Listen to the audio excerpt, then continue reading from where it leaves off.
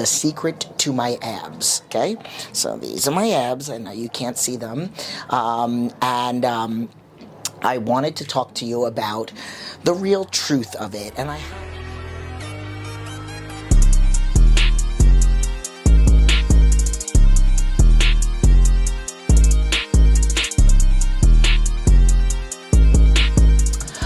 What's up, guys? Welcome back to the channel. So we are here with another Hot Topics. It is 7:30 in the morning on Saturday.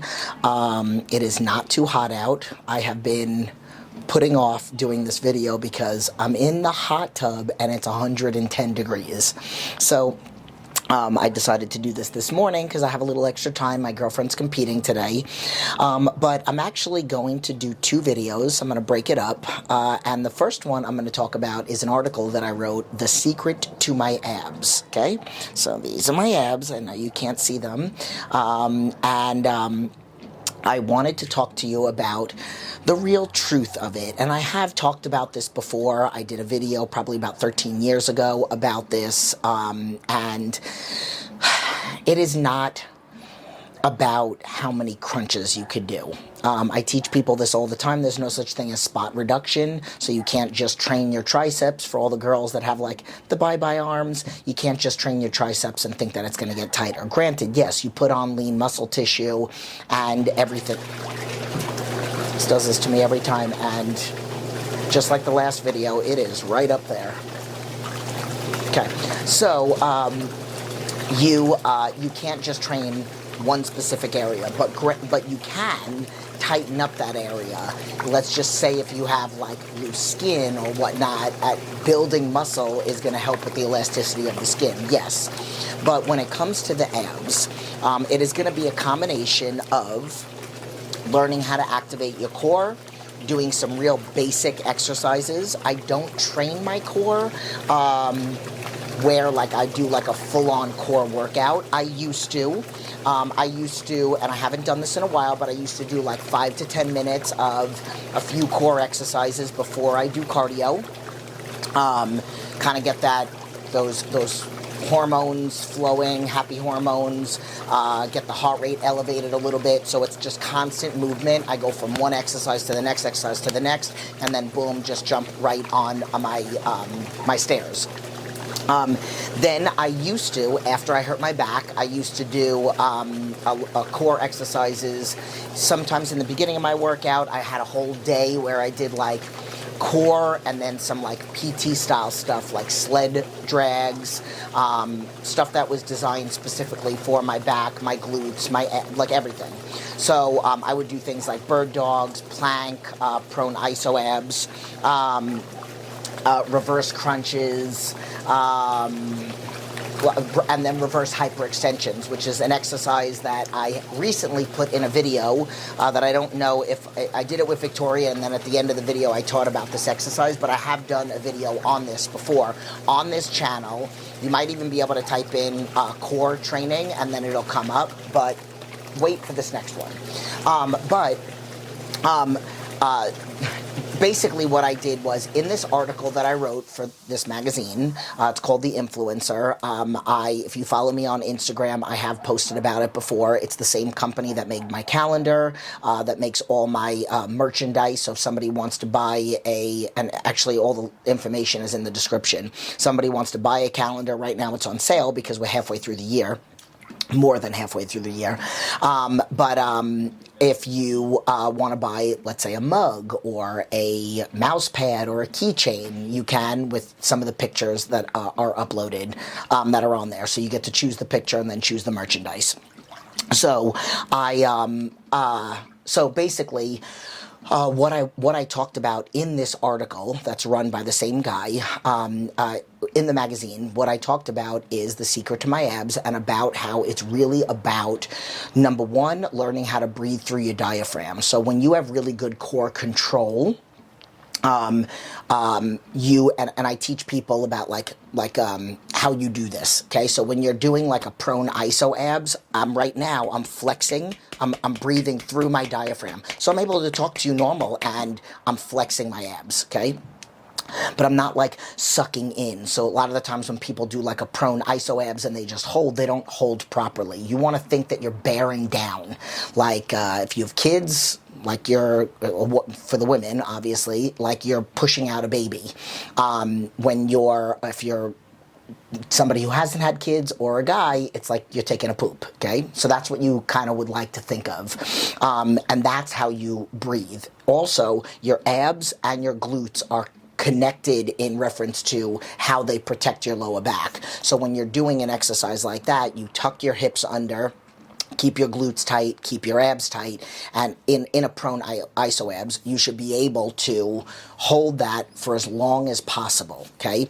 Reason why you want to practice something like that is because you want your diaphragm to have stamina, okay? And the reason why is because if you can hold that for 1 minute, 2 minutes, however long you could hold up in the plank, you're going to be able to hold that once you move over to an exercise that is going to require that you have your core engaged. Anytime you're doing anything that's balancing, maybe if you're doing a Bulgarian, or even a deadlift, which is not a balancing, but it's a compound movement, a barbell squat, or any squat for that matter. Like, I don't back squat. I actually just recently Smith squat for the first time in a while. But if you're doing like a back squat, you got to keep your abs and your core tight. When I do hack squats, which I do every single week, I still have to keep my core tight. So even though I'm on a fixed piece of equipment and I don't have to worry about, like, you know, me losing my balance or anything like that, or you got to keep your core tight so you can keep yourself from falling over. So keep your chest up. But these are all factors when you're actually training. But I have to keep it tight throughout the whole movement so I can keep all the focus on my quads. And I don't start, when my quads get tired, I don't start hyperextending sticking my butt out, and then my back starts firing. Sometimes if you're doing a barbell back squat, you will then tend to see somebody's butt come up before their chest does. So you lead with the chest and you fire with the quads. But getting back to that whole prone iso abs, if you can hold the plank for as long as you possibly can practicing, and again, maybe you start out with 20 seconds and then 30 seconds and then build up your stamina for that, when you are going over to another movement like a deadlift or a squat, whether it's a barbell or dumbbells or anything like that, a dumbbell goblet, it's going to translate, and you need it to, because then you are actively, so when I say I don't really do any core exercises anymore, specifically like doing the, like a reverse crunch or anything like that, because when I'm training, I am constantly engaging. When I am doing a row on a machine that even has where my chest is up against it, I'm still keeping my abs tight and I'm doing a row. You could actually see, if I ever do like a single arm, you could see I'm flexing. You could see everything tighten up. So throughout the whole entire movement of all 12 or 15 reps, I'm keeping my core tight. So I might not be doing a core workout where I'm doing 15 reverse crunches, but I'm doing core exercises throughout all my movements. And that is what's going to keep you, number one, your core is your powerhouse. So the stronger you are here, the stronger you're going to be able to be everywhere else, okay? So if you have a strong core and you're able to hold that and have good core stamina, you'll be able to lift more weight using the right muscles. So then I also tell people that we all have abs. It's just a matter of, are they visible or not? And how to make them more visible is dropping body fat. So and people make this comment to me all the time about how I stay lean all year round, and I'll explain to you why. I know I'm bulking, right? I'm trying to get bigger, just a little bit bigger now. I'm kind of in a good place. I would just like to see a little bit more size, mainly in my lower body, because my upper body is always overpowered my lower. I would like for my lower body to overpower my upper body, just a little bit. But I forgot where I was going with this. I like, and I know I could probably, if I put on a little bit more body fat, if I kind of let myself go a little bit, if I gave myself maybe a few more refeeds, which I don't do, a few more high-calorie food, maybe if it was a little bit more dirty. You don't need to be this lean to because I say that you can stay lean while you're bulking. I also say you shouldn't be too heavy. Like if somebody was to come to me and they're like, hey, I want to bulk, and I notice that their body fat is just a little bit higher than I would want it, your body absorbs, and I talked about this in a Q&A with Victoria when we did the ice bath, not this last time, a couple times ago.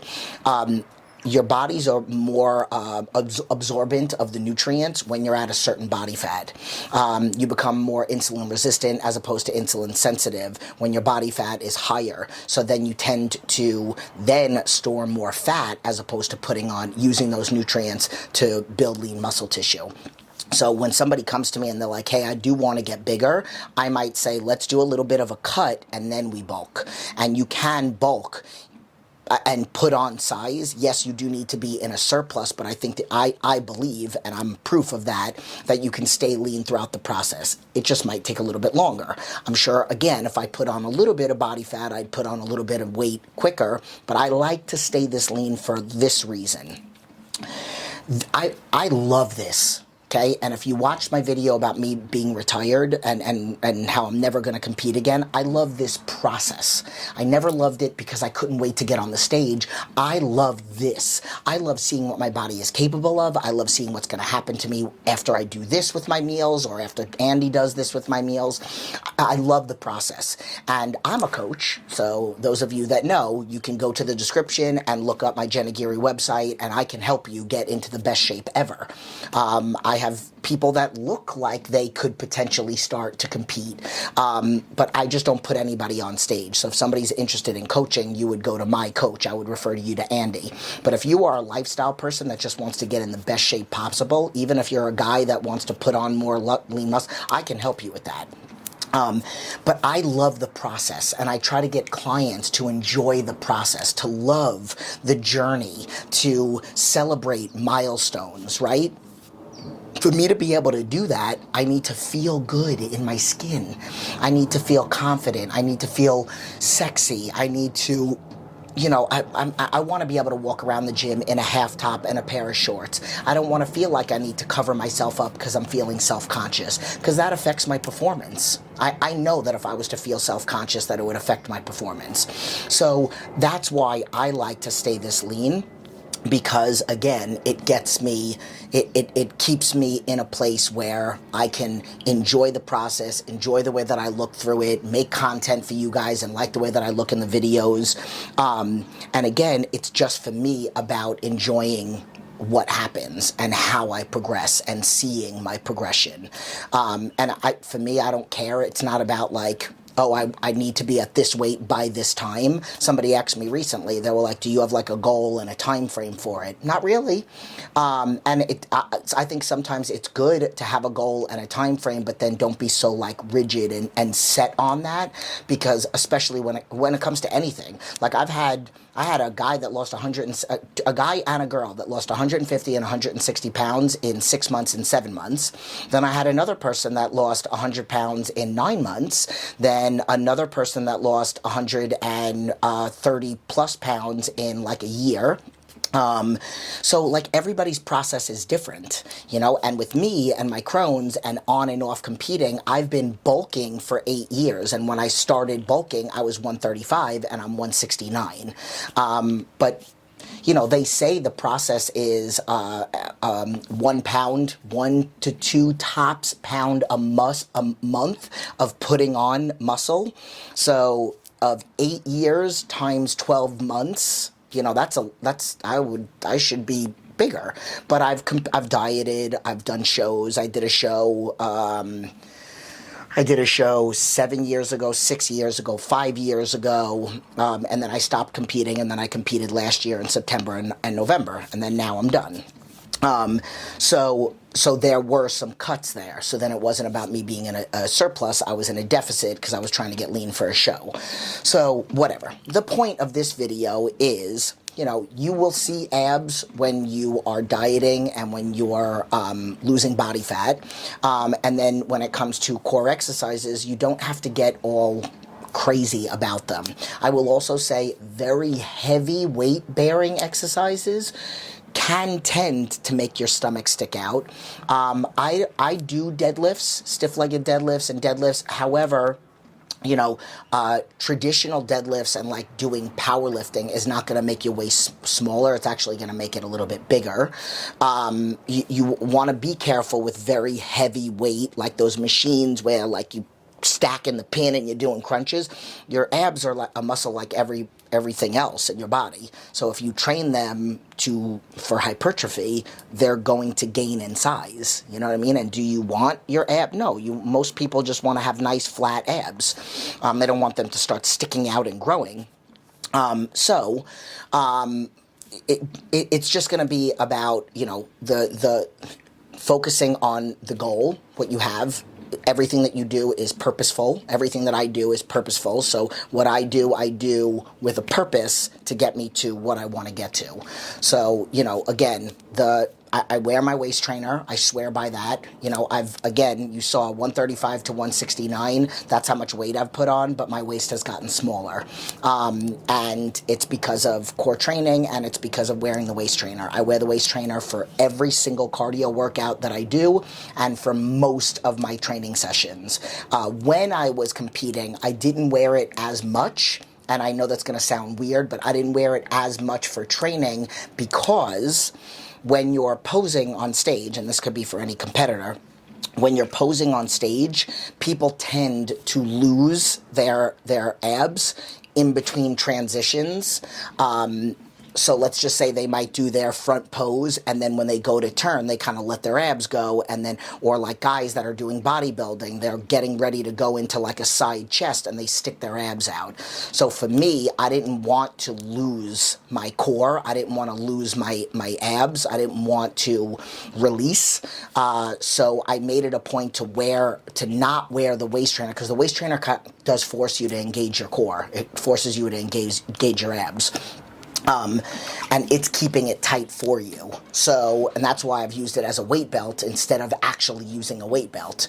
But I wanted to train without being forced, so that that would translate onto the stage. So then when I was turning and posing, I wouldn't let myself go.